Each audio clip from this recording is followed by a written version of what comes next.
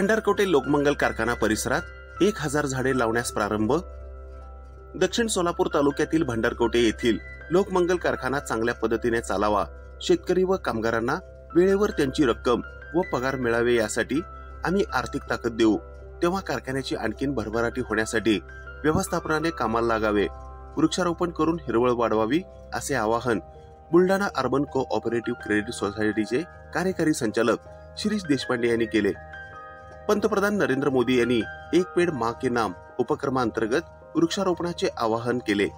त्यानुसार आज बुधवारी भंडारकोटे येथे लोकमंगल साखर कारखाना व Buldhana urban cooperative credit society यांच्या संयुक्त विद्यमाने वृक्षारोपण करण्यात आले।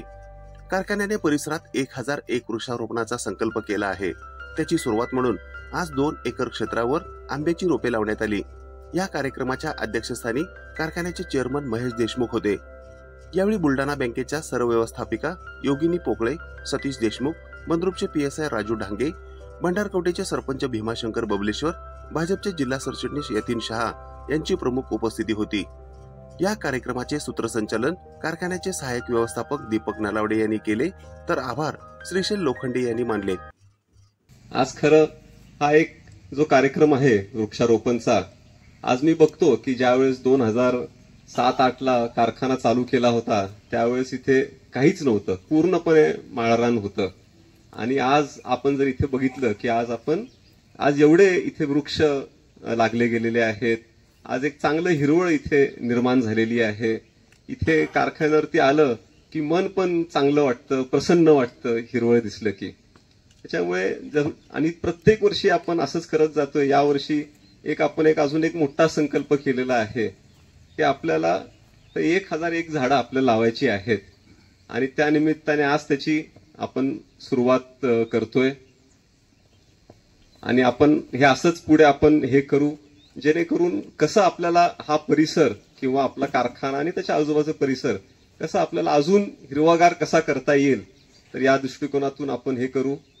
नुकतंच डांगे साहेब आता कोल्हापूरचे आहेत, मी मागच्या आठवड्यातच पन्हाळ्याला गेलो होतो आणि तिकडचं दुसऱ्या एका कामाच्या निमित्ताने गेलो होतो, तर तिकडचं जे परिसर बघितलं, तिकडलं निसर्गरम्य जे सौंदर्य आहे ते बघितलं। मला वाटतं की एक सोलापूरला पण असंच करायचं आहे आपल्याला आणि त्या निमित्ताने असं प्रत्येक इन्स्टिट्यूशननी, प्रत्येक नागरिकांनी जर ठरवलं की आपल्याला एक झाड नुसतं लावायचं आहे, तर निश्चितपणे सोलापूर पण कोल्हापूर सारखं होऊ शकेल असं मला खात्री वाटते। मला बुलढाणा बँक आपल्या सदैव त्यांनी लोकमंगल कारखान्याला सपोर्ट केलेला आहे। आज 2018 साली आपण 2017-18 साली आपण त्यांच्यासोबत बँकिंग चालू केलेलं आहे। सुरुवातीला एकदम कमी होतं, आता ते चांगलं, आता त्यांनी आपल्याला अजून वर्षोनवर्ष आपल्याला कारखान्याला केन पेमेंटला सतत चांगलं सपोर्ट केलेलं आहे आणि त्याच्यामुळेच आज आपण हे आहोत। आणि ह्याच्या पुढेही मला निश्चितपणे खात्री आहे की त्यांचा सपोर्ट हा राहणार आहे। मागच्या वर्षीचं आपण केन पेमेंट पूर्णपणे कंप्लीट केलेलं आहे, त्यासाठी पण बुलढाणा बँकेनीच देशपांडे साहेबांनी, पोकळे मॅडमनी खूप मोलाची मदत केलेली आहे। जे काही केन पेमेंट लवकर झालेलं दिसतंय ते शेवटी बुलढाणाकडनंच ते पैसे आलेले आहेत आणि त्याच्या मार्फतच आपण केलेलं आहे। 50 कोटी त्यांनी दिलेले आहेत आणि त्यावेळेस आपलं हे पेमेंट केलेलं आहे। आणि मी अभिमानाने सांगू इच्छितो की मला वाटतं आपल्या या भागामध्ये लोकमंगलच असा कारखाना आहे की ज्यांनी सर्वात अगोदर पेमेंट पण केलेलं आहे आणि सर्व शेतकऱ्यांचं पेमेंट पण सगळं संपवलेलं आहे। अजूनही थोड्याशा अडचणी काही संपलेल्या नाही आहेत, अजूनही अडचणी आहेत। HNTचं पेमेंट वाहतूकदारांचं राहिलेलं आहे, आम्हाला माहिती आहे, त्याचेही आमचे प्रयत्न चालू आहेत। आम्ही निश्चितपणे प्लॅनिंग करतोय। आता येणाऱ्या पुढचा सीझन चांगला आहे, आत्ता पाऊस चांगला झालाय, त्याच्या पुढचा सीझन असे 3 वर्ष तरी आपल्याला आता खूप चांगले मिळणार आहेत। आणि मला नक्की खात्री आहे की आपण चांगल्या ह्यानी काम करतोय।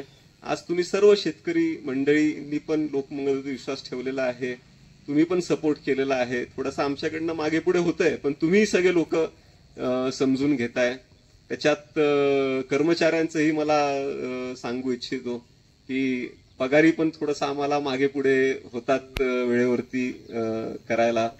पण मला एक निश्चितपणे खात्री आहे की हा येणारा सीझन संपला की ह्या ज्या काही अडचणी आहेत ह्या सगळ्या आपण एक एक करत आपण सगळ्या संपवत आणू.